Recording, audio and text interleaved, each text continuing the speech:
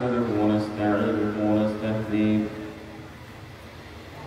ونعوذ بالله من شرور أنفسنا ومن سيئات أعمالنا من يهده الله فلا مضل له ومن يضلله فلا هادي له أشهد أن لا إله إلا الله وحده لا شريك له وأشهد أن محمدا عبده ورسوله صلى الله عليه وسلم تسليما كثيرا أما بعد فأعوذ بالله من الشيطان الرجيم بسم الله الرحمن الرحيم يا أيها الذين آمنوا اتقوا الله وذروا ما بقي من الربا إن كنتم مؤمنين وعن جابر رضي الله عنه قال لعن رسول الله صلى الله عليه وسلم آكل الربا ومؤكله وكاتبه وشاهديه وقال وهم سواء أو كما قال صلى الله عليه وسلم চন্দনাইশ ইকরামুল মুসলিমিন ফাউন্ডেশনের ব্যবস্থাপনায় আয়োজিত আজকের এই দিনই আয়োজন ইসলামী মাহফিলের সম্মানিত সভাপতি আমাদের অত্যন্ত শ্রদ্ধাভাজন হযরত মাওলানা সোহেব সাহেব দামাত বরকাতুহু আলিয়া, উপস্থিত গ্রামীণ কদর ওয়াজিবুল ইহতিরাম আলমে কিরাম, শ্রদ্ধাভাজন মুরব্বীগণ, সম্মানিত সুধী মণ্ডলী, প্রিয় যুবক তরুণ বন্ধুরা, আল্লাহ পাকের দরবারে একটি মোবারক মাহফিল বরকতময় আয়োজন আপনারা ধৈর্যের সাথে বসে আছেন। এই বরকতময় আয়োজনে আমার কথা শুরু করার আগে বিনয়ের সাথে ফরিয়াদ করছি, মালিক জন্য আপনাদের সামনে শ্রেষ্ঠ কথা বলার তৌফিক দান করেন। যে বিষয়টি আমাকে আলোচনা করার ইঙ্গিত দিয়ে রেখেছেন, সে বিষয়টি একেবারে কারোর জন্যই নতুন নয়, সবসময় শুনে থাকি এবং প্রত্যেক ওয়াইজ আলোচক বক্তা মাইকে কথা বললে এই বিষয়ে কোনো না কোনো কথা বলেন। আমাকে সুদ সম্পর্কে কথা বলার জন্য ইঙ্গিত দিয়ে রেখেছে। মোহতারাম হাজিরিন, এর জন্য কোরআন কারীমের একটি আয়াতে মুবারাকা রাসূল সাল্লাল্লাহু আলাইহি ওয়াসাল্লামের হযরত জাবেরের বর্ণনা, এই হাদিসটা আপনাদের সামনে পড়লাম। রব্বুল আলামিনের দরবারে তৌফিক চাই এবং আল্লাহ পাকের কাছে এটিও কামনা করি, আল্লাহ পাক যেন আমাদেরকে সুদের অভিশাপ থেকে আমাদেরকে হেফাজত করেন, রক্ষা করেন।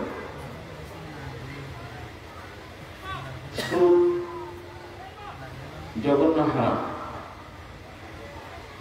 এটাকে কোনোভাবেই হালকা ভাবে দেখার সুযোগ নেই। আমরা এমন একটি সময়ে বসবাস করছি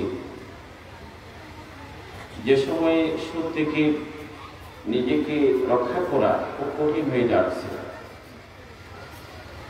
আল্লাহ নবী এমন একটি সময় সম্পর্কে আমাদেরকে সতর্ক করে গেছেন। রাসূল সাল্লাল্লাহু আলাইহি ওয়াসাল্লাম ইয়াতিয়ানা আলা নাসি জামান, একটি সময় আমার উম্মত পার হবে যে সময় মানুষ সুদ না খেলেও সুদের দলিবালি তার নাকের বাগা দিয়ে পড়ে যাবে। সমাজে কত পার্সেন্ট মানুষ সুদ খায়, সুদী লেনদেন করে, সে পরিসংখ্যান আপনার কাছে যেমন নেই আমার কাছেও নেই।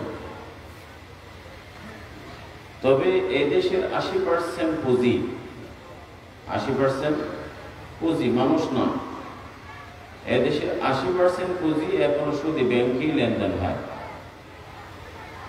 আর 20% পুঁজি যেগুলোকে আমরা ইসলামী ব্যাংক বলে দাবি করে থাকি, তাও যদি সত্যিকার অর্থে ইসলাম মেনে চলে, এদেশের টোটাল সম্পত্তির বা টাকা পয়সার 20% ইসলামী ব্যাংকগুলোতে জমা রাখা হয়। কাজে 80% মানুষ সুদ খায়, সে কথা আমি কখনো বলবো না। তবে 80% পুঁজির সুদের সাথে জড়িত, তাতে কোনো সন্দেহ নাই। সুদ জঘন্য গুনাহ।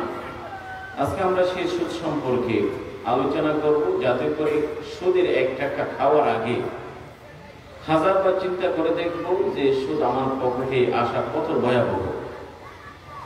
ঠিক তেমনি সুদী ব্যাংকের চাকরি করা, পটিয়ার অনেক ছেলে পেলে ব্যাংকে চাকরি করে, এটা আপনারাও জানেন। বাংলাদেশে যেখানেই যায়, নাটোর, রাজশাহী, মাহফিলে গেলে মাহফিলের শেষে পটিয়ার ছেলে পেলেরা দেখা করে, হুজুর আমাদের বাড়ি পটিয়া, পাঁচটি ব্যাংক, ইউনিয়ন ব্যাংক, নানা ব্যাংকে ওদের পুরো বাংলাদেশে, সিলেটে গুলো পাওয়া যায়, নাটোরে পাওয়া যায়, রাজশাহীতে পাওয়া যায়, ওই যে ঠাকুরগাঁও, নীলফামারী, সব জায়গায় বাংলাদেশে মোটামুটি পটিয়ার এই অঞ্চলের ছেলেপেলেরা ব্যাংকে চাকরি করে। যেহেতু পটিয়াতে আমাদের অন্যতম একজন বড় শিল্পপতি, আপনারা জানেন যে ওনার মালিকানা অনেক ব্যাংক আছে এবং এই এলাকার ছেলেপেলেরা চাকরি করে। ইসলামী ব্যাংকের পাশাপাশি যেগুলো ইসলামী নয়, সুদী ব্যাংক বলে না, প্রচলিত ব্যাংক বলে, কনভেনশনাল ব্যাংক, এই ব্যাংকেও চাকরি করে। আজকে আমরা জানবো যে সুদী ব্যাংকে চাকরি করা কত অন্যায়, কত গুনাহের কাজ। মুহতারাম হাজিরিন, সুদ এটি বাংলাতেও ব্যবহার হয়, উর্দুতেও হয়। কোরআনের ভাষা রিবা। রব্বুল আলামিন সুদ সম্পর্কে কোরআনে কারীমে 4 ধাপে আয়াত নাযিল করেন। কয় ধাপে? 4 ধাপে, স্তরে। আল্লাহ পাক বান্দাকে উপর মেহেরবানি করেন। কোন একটি সমস্যা সমাজে যখন দীর্ঘদিন ধরেই চলতে থাকে, আল্লাহ পাক রাতারাতি এটা হারাম করেন না। আল্লাহ পাক চাইলে রাতারাতি হারাম করে দিতে পারেন, আল্লাহ পাকের শেষ তিয়ার আছে। কিন্তু বান্দার উপর আল্লাহ পাক দয়া করে, মায়া করে, মেহেরবানি করে, যে অনেক দিনের অভ্যাস, পূর্ণ অভ্যাস, ছাড়তে সময় লাগবে, এই জন্য ধাপে ধাপে আল্লাহ পাক সেটিকে হারাম করেন। উলামায়ে কেরাম যারা কোরআনে কারীম পড়াশোনা করেন, তারা সব সময় এক কথা আমাদেরকে বলেন, যেমন মদ অনেক পূর্ণ অভ্যাস, আল্লাহ পাক রাতারাতি মদ হারাম করেননি, এক নির্দেশ এভাবে হারাম করেননি, ধাপে ধাপে।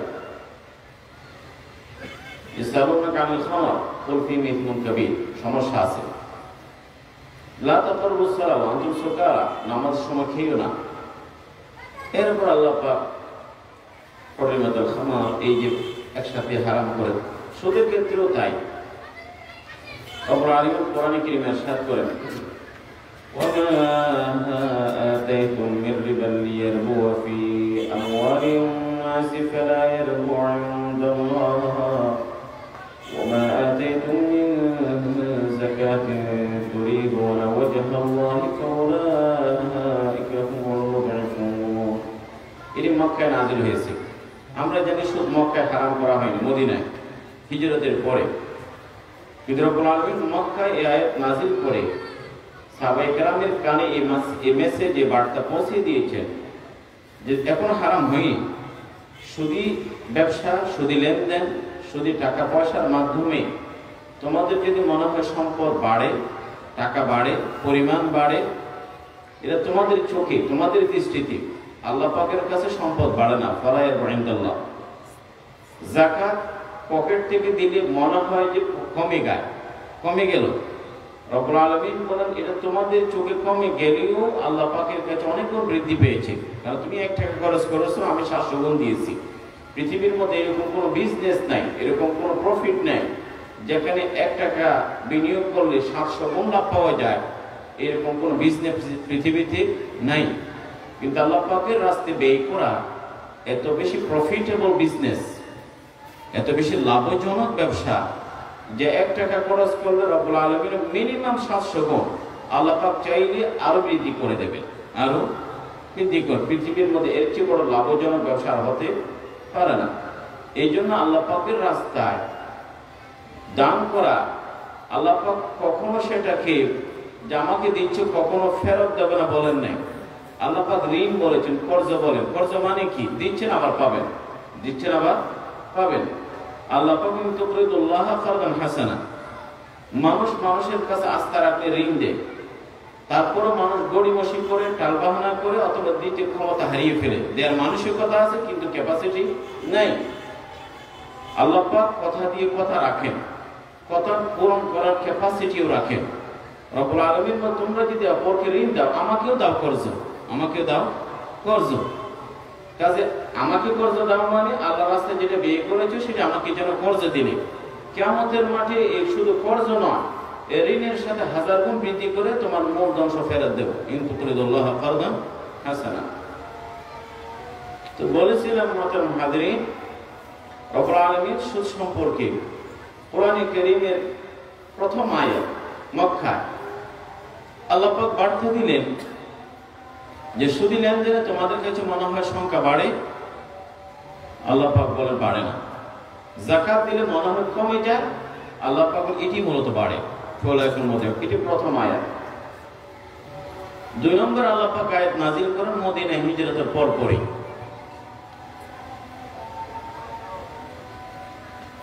فبظلم من الذين هادوا حرمنا عليهم طيبات أحل لهم وبصدهم عن سبيل الله كثيرا وأخذهم الربا وقد نهوا عنه وأكلهم أموال الناس بالباطل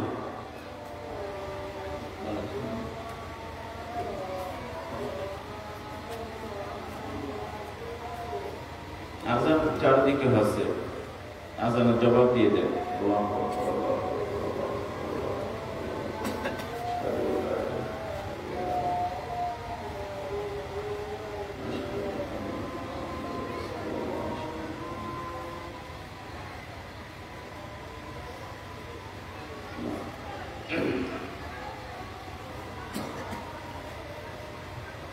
আচ্ছা, দ্বিতীয় ধাপে আল্লাহ পাক আয়াত নাযিল করেন।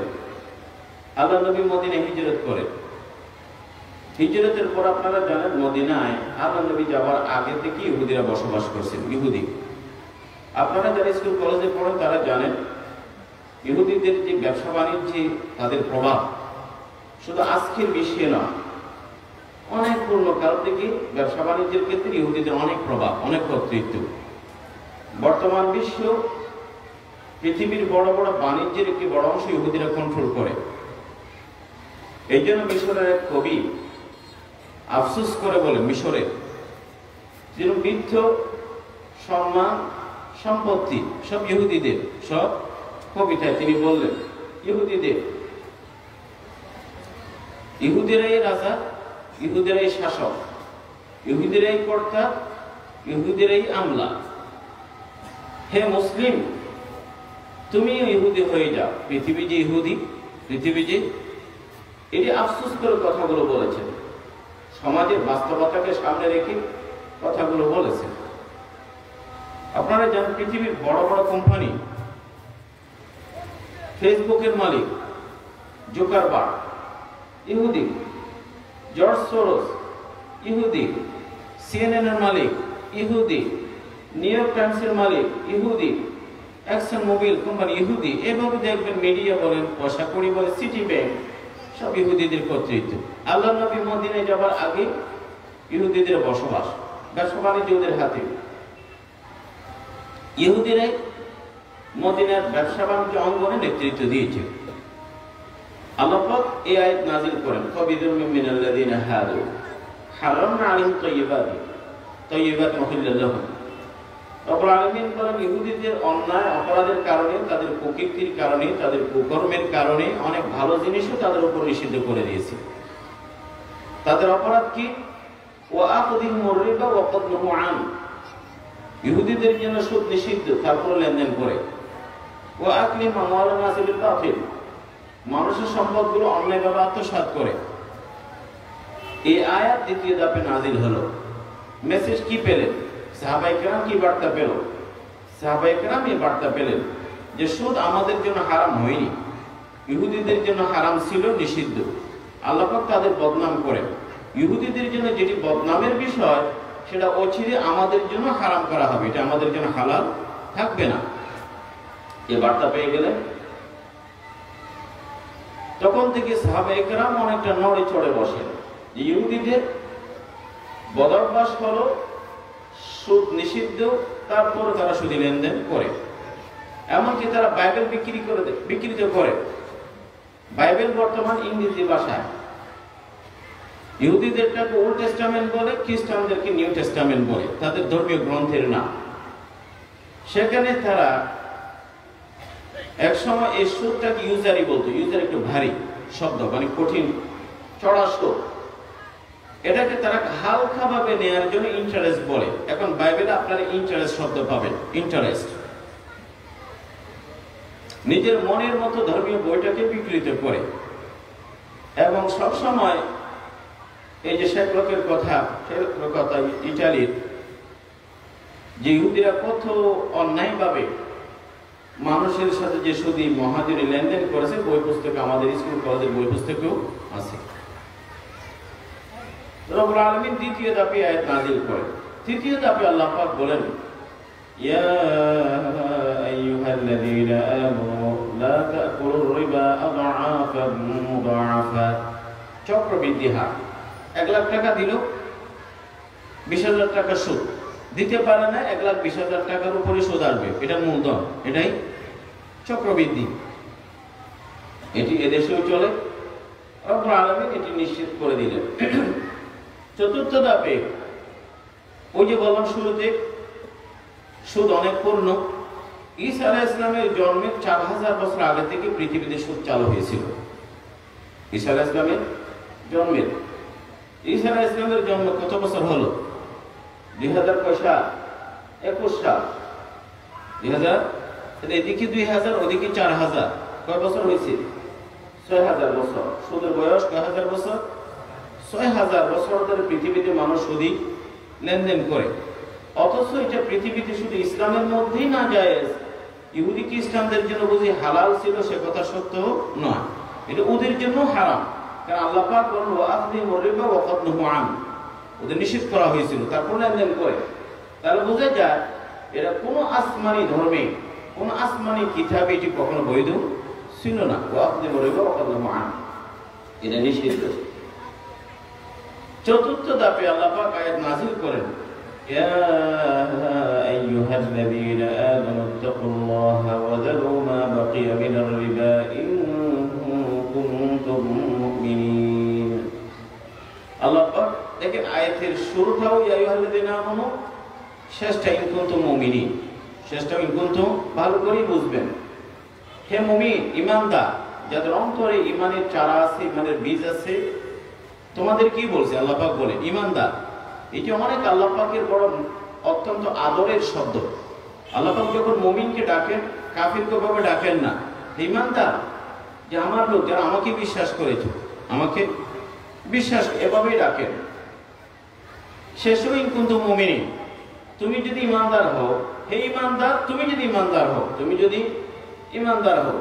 ডাকলেন ঈমানদার, শেষে বললেন তুমি যদি ঈমানদার হও, সুদের সমস্ত বকেয়া লেনদেন ছাড়তে হবে। যারু মা বাকিয়া মিনার রিবা, সব ছাড়তে হবে। 1400 বছর আগে রব্বুল আলামিন সুদের সমস্ত বকেয়া লেনদেন আমাদেরকে ছাড়তে বলেছেন। এখনো যদি আমি বলি যে না একটু লেনদেন এটা শেষ হোক, not this year, next year, আগামী বছর বা এই বছর না, এই ব্যবসা না, যদি আমি এখনো করি বসে করি, হয় না। তাহলে 4 ধাপে আল্লাহ পাক সুদ সম্পর্কে আয়াত নাযিল করেন। এরপরে এতটুকু শেষ না, কাইলু তাফআলু ফাআযানু বিহারবিন মিনাল্লাহি ওয়া রাসূলিহি ওয়া ইন তুবতুম ফালাকুম রুউসু আমওয়ালিকুম লা তুযলিমুন ওয়া লা তুযলামুন। রব্বুল আলামিন বলেন যদি না ছাড়ো, আল্লাহ পাক তো নামাজের ক্ষেত্রে বলেন না নামাজ পড়ো, না পড়লে খবর আছে, বলছেন? যাকাত দাও, না দিলে খবর আছে, এরকম বলেন না। নামাজ, রোজা, যাকাত, হজের ক্ষেত্রে আল্লাহ পাক এরকম কোনো কঠোর কোনো কিছু নামাজ পড়তে বলেছেন, হাদিসে তার ফজিলত গুরুত্বের কথা আছে। কিন্তু সুদের ক্ষেত্রে আল্লাহ পাক ছাড়তে হবে, না ছাড়লে খবর আছে। না ছাড়লে কি খবর? রব্বুল আলামিন বললেন ফাআযানু বিহারবি মিনাল্লাহ, আমি যুদ্ধ ঘোষণা করলাম আর আমার নবীর পক্ষ হতে যুদ্ধ ঘোষণা। কার বিরুদ্ধে যুদ্ধ ঘোষণা? বেনামাজির বিরুদ্ধে না সুদখোরের বিরুদ্ধে? সুদখোরের বিরুদ্ধে। যুদ্ধ মানে অশান্তি, যুদ্ধ মানে পোড়ামাটি, যুদ্ধ মানে কোটিপতিগুলো রাস্তায় দাঁড়িয়ে থাকা, যুদ্ধ মানে যারা খাবারের স্তূপে ছিল রুটির জন্য লাইনে দাঁড়িয়ে থাকা, যুদ্ধ মানে শরণার্থী, যুদ্ধ মানে দারিদ্র, যুদ্ধ মানে গৃহহীন, যুদ্ধ মানে শত বছরের অর্জনটাকে একটা বোমা মেরে মুহূর্তে মাটির সাথে মিশিয়ে দেয়া, যুদ্ধ মানে পঙ্গু, প্রতিবন্ধী, যুদ্ধ মানে এতিম, অসহায় সংখ্যাদের মানুষের সংখ্যা বৃদ্ধি। যে সমস্ত যুদ্ধ হয় ওই এলাকার মানুষের ছবিটা আপনারা দেখছেন টেলিভিশনে। মানুষগুলো যে কোটিপতি মানুষগুলো নিজের বাচ্চাকে কোলে নিয়ে শরণার্থী শিবিরে বরফের নানা জায়গায় তারা হাবুডুবু কাটছে। যুদ্ধ খুবই খারাপ জিনিস। মানুষের যুদ্ধ যদি এত কঠিন হয়, আল্লাহ পাকের পক্ষ থেকে যুদ্ধ শত কত কঠিন হবে। আর মানুষ যদি মানুষের বিরুদ্ধে যুদ্ধ ঘোষণা করে, সবসময় যুদ্ধের চ্যালেঞ্জ নেয় না। একটা গরিব দেশ আরেক দেশের গরিব দেশের বিরুদ্ধে যদি যুদ্ধ ঘোষণা করে, ঠিক আছে, আচ্ছা আমি চ্যালেঞ্জ নিলাম। কিন্তু আল্লাহ পাক যুদ্ধ ঘোষণা করবেন, পৃথিবীতে কোন শক্তি আছে, ঠিক আছে আমি চ্যালেঞ্জ নিলাম, যুদ্ধ জন্য রাজি আছি, নাউজুবিল্লাহ। একথা বলার কেউ আছে? একথা বলার কেউ? যে পৃথিবীর কোন পরাশক্তি গরিব রাষ্ট্রকে ধমক দিলে তখন রাতারাতি আলোচনা টেবিলে বসে, রাতারাতি আলোচনা টেবিলে বসে। আর আল্লাহ পাক যুদ্ধ ঘোষণা করলেন, এই বান্দা টেবিলে বসতে রাজি না, টেবিলে বসতে রাজি না, আলোচনায় আসতে রাজি না, কথা মানতে রাজি না। তার অত্যন্ত সাহস। আল্লাহ পাকের যুদ্ধের চ্যালেঞ্জটা নেবার জন্য সে সাহস, দুঃসাহস দেখায়। আর এটাকে বানিয়ে বলছি না, কোরআনের শব্দ, কোরআনের শব্দ। ফাআযানু বিহারবি মিনাল্লাহি ওয়া রাসূলিহি, যুদ্ধ ঘোষণা।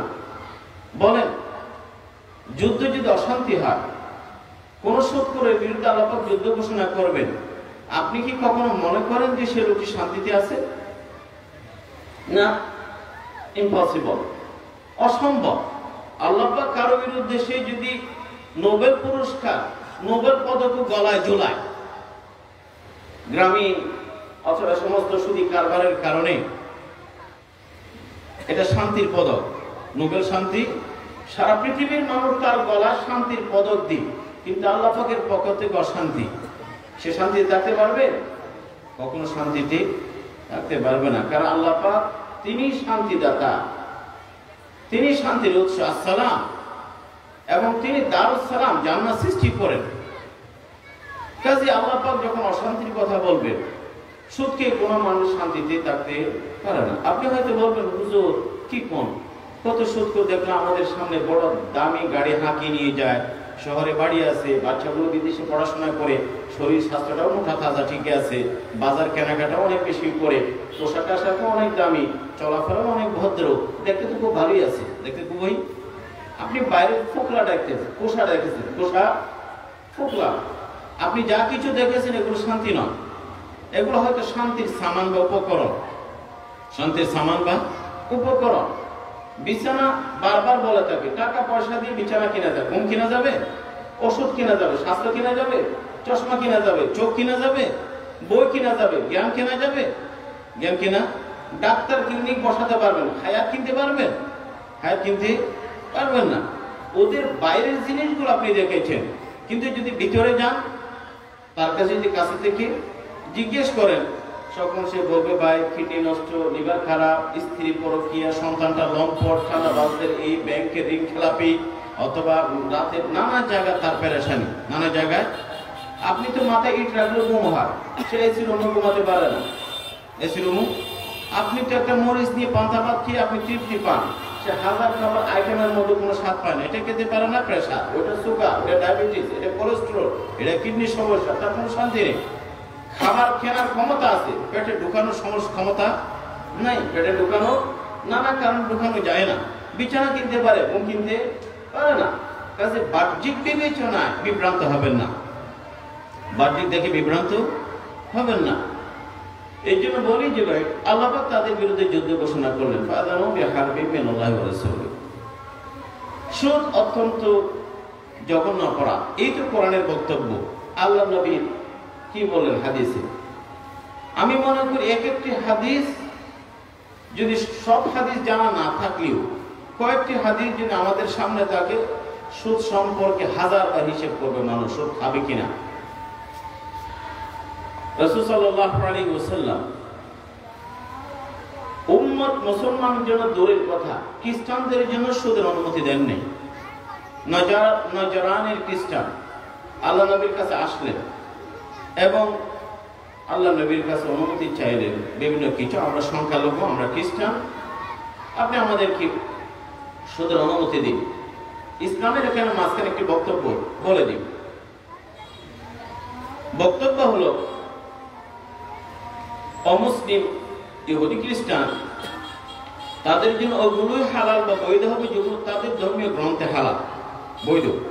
যেমন মদ পান করা খ্রিস্টানদের জন্য নিষিদ্ধ না, মুসলমানের জন্য নিষিদ্ধ, যেহেতু মদ্যপান তাদের ধর্ম অনুযায়ী বৈধ। শুকরের গোশত খাওয়া মুসলমানের জন্য হারাম, তাদের জন্য হারাম নয়, যেহেতু তাদের ধর্মীয় বই অনুযায়ী এটি বৈধ। এই জন্য তাদের ধর্মীয় বই অনুযায়ী যা কিছু বৈধ আল্লাহ নবী এগুলো নিষেধ করে নেই। তোমরা আগের মতো মদ খেতে পারো, মুসলমানকে বিক্রি করবে না, তোমাদের বাসা বাড়িতে খাও। শুকর গোশত আগে খেয়েছিল, এখন খেতে পারবা, সমস্যা নেই। কিন্তু সুদ এটা তোমাদের জন্য বৈধ না।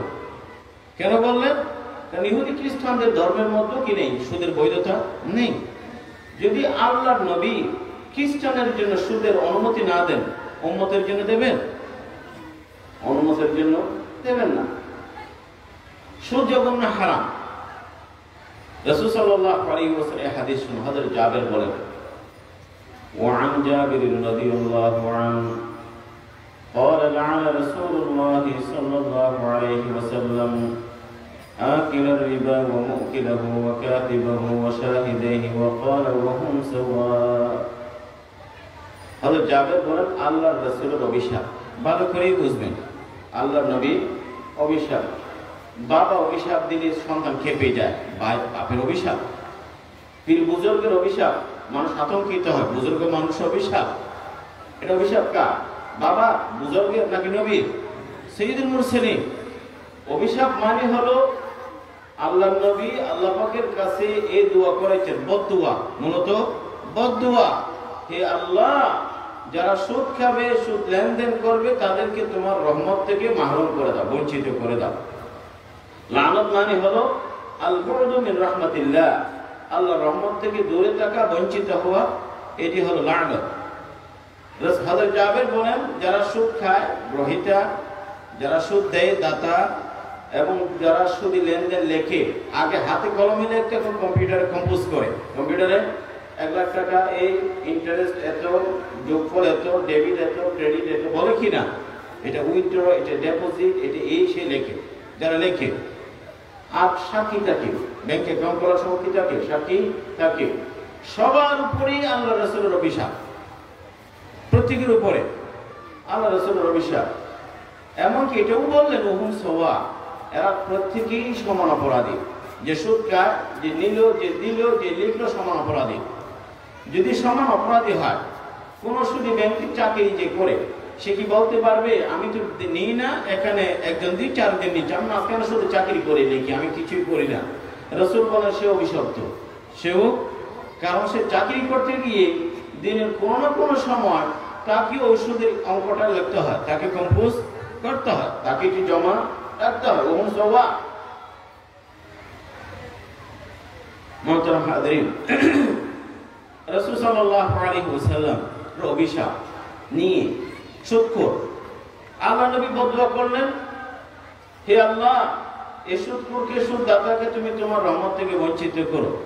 কিয়ামতের মাঠে আল্লাহ নবী কি আল্লাহ পাকের কাছে ওই উম্মতের জন্য সুপারিশ করবেন? আল্লাহ পাক বলবেন, হে আমার হাবিব তুমি অভিশাপ দিয়ে রেখেছো, আবার তার জন্য কিসের সুপারিশ? বলবেন না?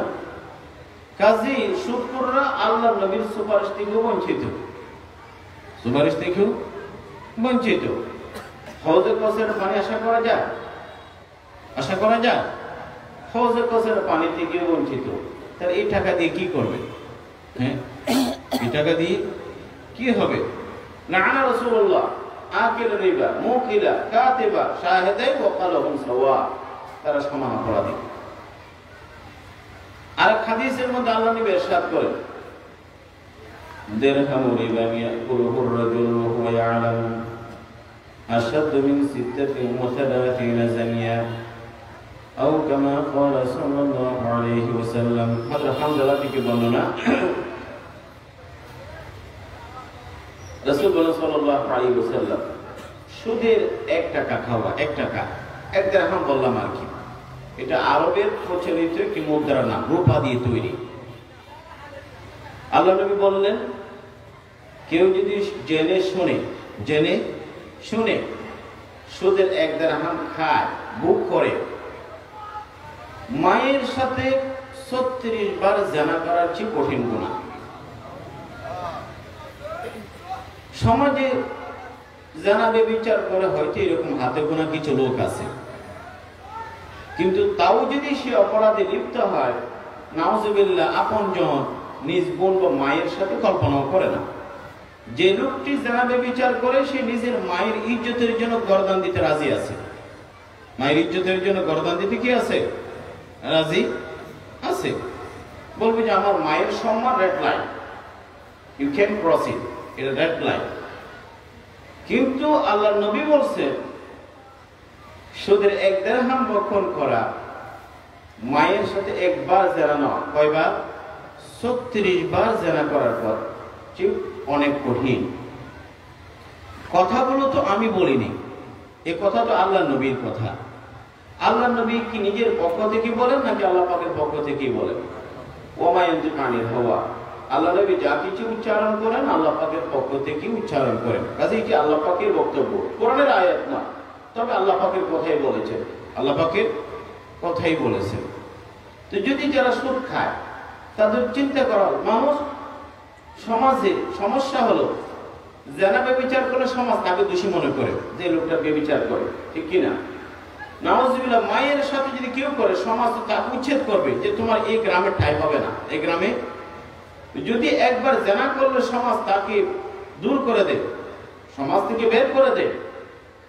আর যে শুধু 1 টাকা নয়, কোটি টাকা খাবে, 36 বার নয়, 36,000 বার জানার গুনাহ হবে, তাকে তো সমাজ ক্রেজ দেয়, প্রধান অতিথি, সে ডোনেশন দেয়, সভাপতি হয়, কখনো ডানে বামে বসা তাকে, মানুষ তাকে শিল্পপতি বলে হেলো সেলুট দেয়, কি করে হেলো হাই করে। সমাজ তাকে অপরাধী মনে করে না, সমাজ তাকে অপরাধী মনে করছে না। মদ পান করলে তাকে ঘৃণা করে, লোকটা মদ খায়, নেশা করে। বেবিচার করলে এই লোকটা বেবিচার করে, ঘৃণা করে। কিন্তু সুদ করতে তো ঘৃণা করছে না। অথচ রাসূল বলেন, দিরহামু রিবা ইয়াকুলু রাজুল ওয়া হুয়া ইয়ালাম আশাদ্দু মিন 36 জানিয়া, 36 বার জানা করার চেয়ে এটি অত্যন্ত গুরুতর অপরাধ। আজকাল যে ভূমিকম্প হয়, কিছুদিন আগে তো ভূমিকম্প হয়েছে না? কখন হয় ভূমিকম্প জানেন? সমাজে যখন মদ্যপান, সুদ এবং জানা ব্যভিচার বেড়ে যাবে, হাদিস শরীফে আছে, তখন ঘন ঘন ভূমিকম্প হবে। বাংলাদেশে 56টি ব্যাংক, কটা ব্যাংক? এই দেশীয়, বাইরের গুলো বলিনি। 56টি ব্যাংকের মধ্যে এত ছোট দেশ, এটা অর্থনীতি যারা পড়ে তারা বুঝবেন, এই জন্য সে আলোচনায় যাচ্ছি না। এত ছোট দেশে এত বেশি ব্যাংক পৃথিবীতে আর কোথাও নেই। সৌদি আরব, তাদের অর্থনীতি আমাদের চেয়ে অনেক বড়, 8-10টা ব্যাংক। দুবাই, তাদের অর্থনীতি ছোট না, 6-7টা ব্যাংক। আমেরিকা, এত বিশাল দেশ, হয়তো 8-10টা ব্যাংক। এটা এত ছোট দেশ, 56টা ব্যাংক। এই দেশের মানসিক পয়সা বেশি, আমেরিকার চেয়ে বেশি, সৌদি আরবের চেয়ে বেশি। আবার এক সময় 20-30 বছর আগে যারা শহর বন্দরে ব্যবসা বাণিজ্য করতো তারা সুদের সমস্যায় ছিল ব্যবসা বাণিজ্য করতে গিয়ে। এখন ব্যাংক তো আপনার বাড়ির পিছনে আছে, পাথরের পাশে আছে, আছে না? শাখা, উপশাখা, এজেন্ট ব্যাংকিং, এরপরে বিকাশ, এরপর আজ যেতে মোবাইল পর্যন্ত এসে গেছে।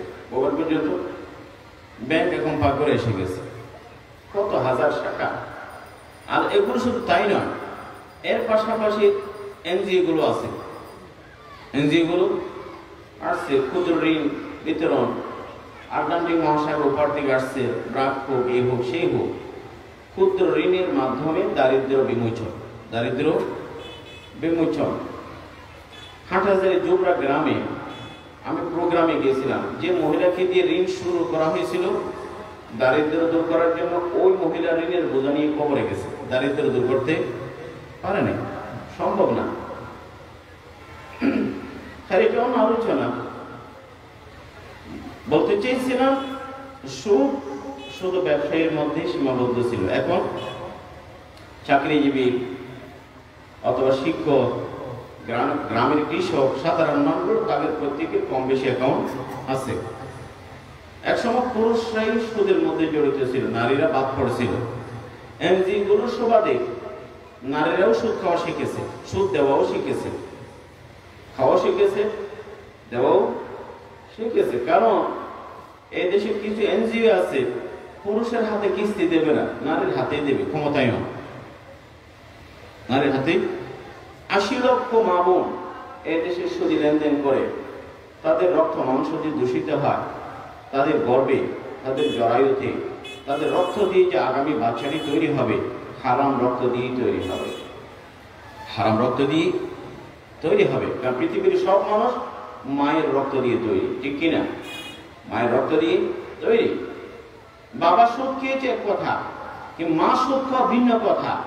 কারণ মায়ের পেটের মধ্যে বাচ্চাটি, সেই মায়ের যদি সুদ খায়, সুদে যদি তার রক্ত দূষিত হয়, সে দূষিত রক্ত দিয়ে আগামী দিনের বাচ্চা তৈরি হবে।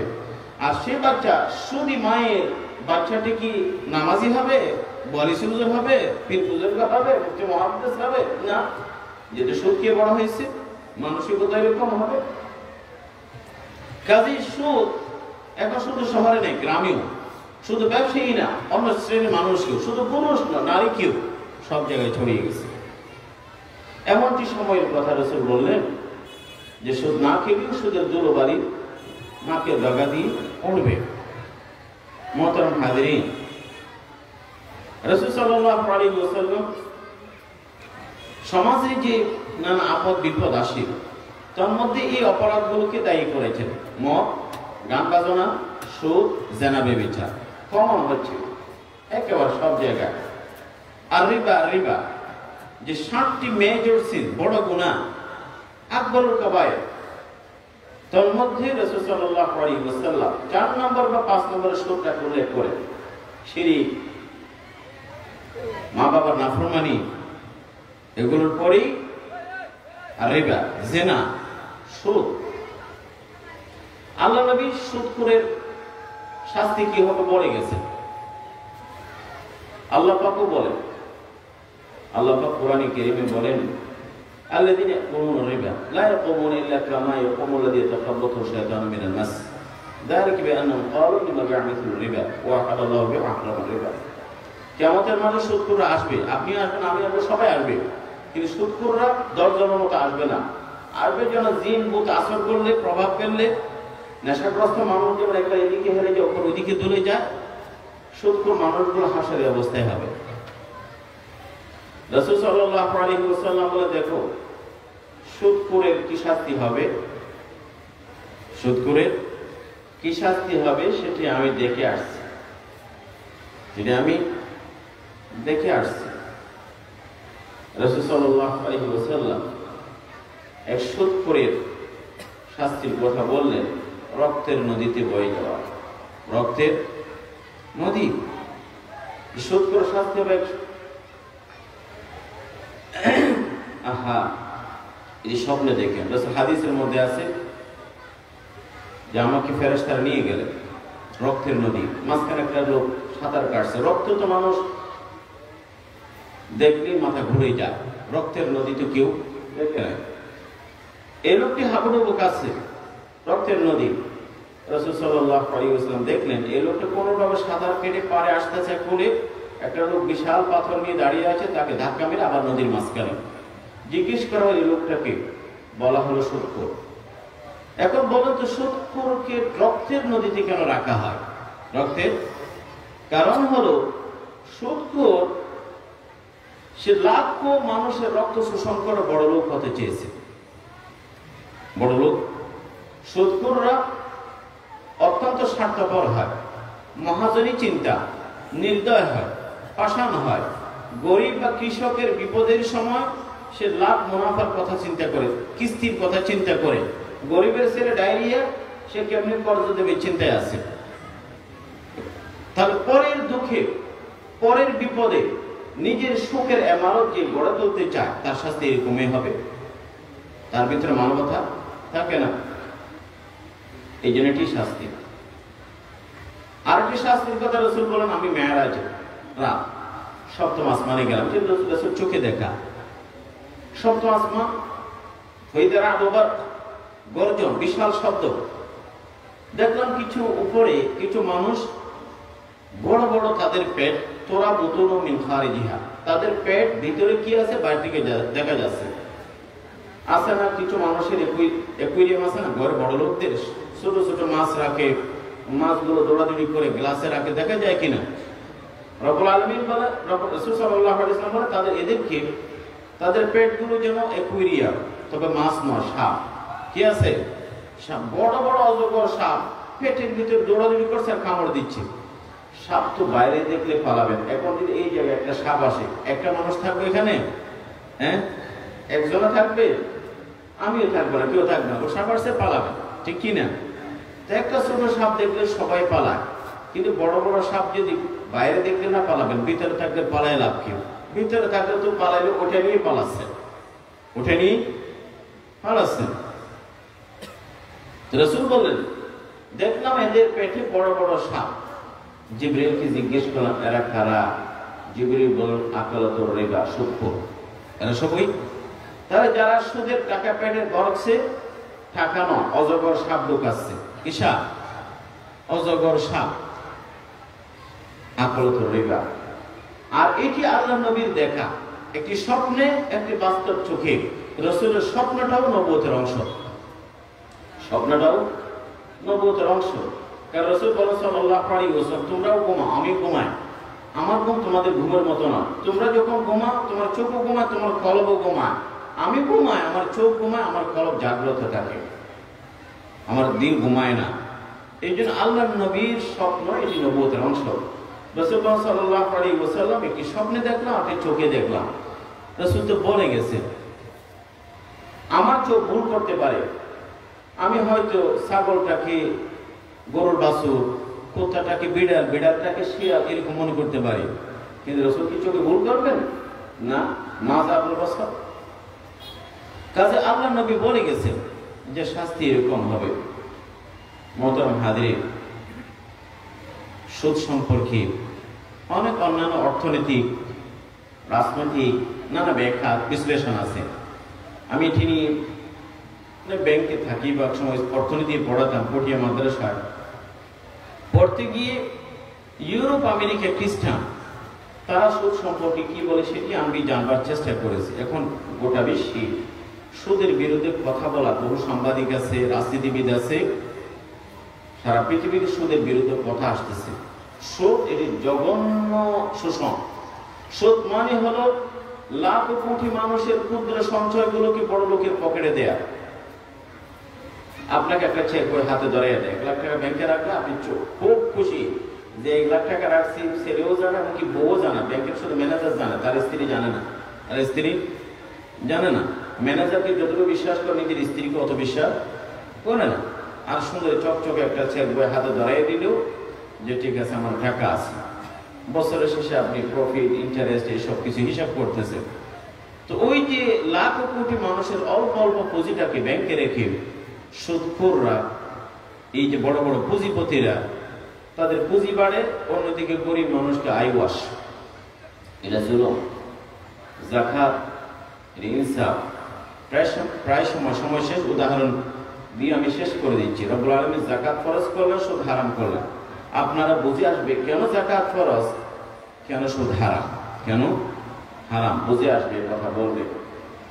আমি যদি আপনাদেরকে বলি, এই গ্রামে আপনার পুষ্করণীতে যে পানি আছে, বিলে যে পানি আছে, আপনার টিউবওয়েলে যে পানি আছে, আশেপাশের নদীতে যে পানি আছে, সব পানিগুলোকে বঙ্গোপসাগরে পৌঁছে দেয়, বঙ্গোপসাগরে প্রসেস বলছে এটা তো অন্যায় হুজুর, সাগরে কি পানির অভাব আছে? আমার অল্প পাক এটা সাগরে দেব, সাগরে তো পানির অভাব নাই। এটি সুদ। এটা কি সুদ? মানে হলো অমুকের অল্প পুকুরের সমান সম্পদ, কারো টিউবওয়েল, কারো পুষ্করণী, এগুলো সবই সুদি লেনদেনের মাধ্যমে বড় লোকের পকেটে যায়, যার সম্পদের সাগর আছে, মহাসাগর আছে। আর বলি যদি না, খালে বিলে পানি কম, সাগরে অথই পানি, সাগর অথই পানি, ওখান থেকে মেঘ আকারে মেঘ আসবে, সারা পৃথিবীর মধ্যে বৃষ্টিপাত হবে, বিল ভরে যাবে, খাল ভরে যাবে, পুকুর ভরে যাবে, পুষ্করণী ভরে যাবে। বলে এটি ইনসাফ। এটা কি ইনসাফ? রব্বুল আলামিন এই জন্য ইনসাফ, যাকাত ফরজ করে যে বড় লোক তোমার সম্পদের সাগর থেকে যাকাতের বৃষ্টি দিয়ে গরিব মানুষের ঘরে পৌঁছাইয়া দাও। আর সুদ মানে হলো গরিবের পকেট কেটে বড় লোকের পকেট ভারী করা। এটি হারাম, ওটি ফরজ, এটি ফরজ। এই জন্য আমরা সুদ, এটা অন্যান্য 10টি গুনার মতো না, এটি জঘন্য গুনাহ। হাদিসে আছে রাসূল সাল্লাল্লাহু আলাইহি ওয়াসাল্লাম সুদের বিরুদ্ধে যুদ্ধ ঘোষণা করেছেন এবং সুদী ব্যক্তি চাকরি করব না, সুদী লেনদেন করব না, জঘন্য গুনাহ। মায়ের সাথে ব্যভিচারের সমতুল্য, পেটে অজগর সাপ আসবে, রক্তের নদীতে সাঁতার কাটতে হবে, আল্লাহ রাসূলের অভিশাপ মাথায় নিতে হবে। আল্লাহ পাক আমাদেরকে হেফাজত করুক। আলহামদুলিল্লাহ।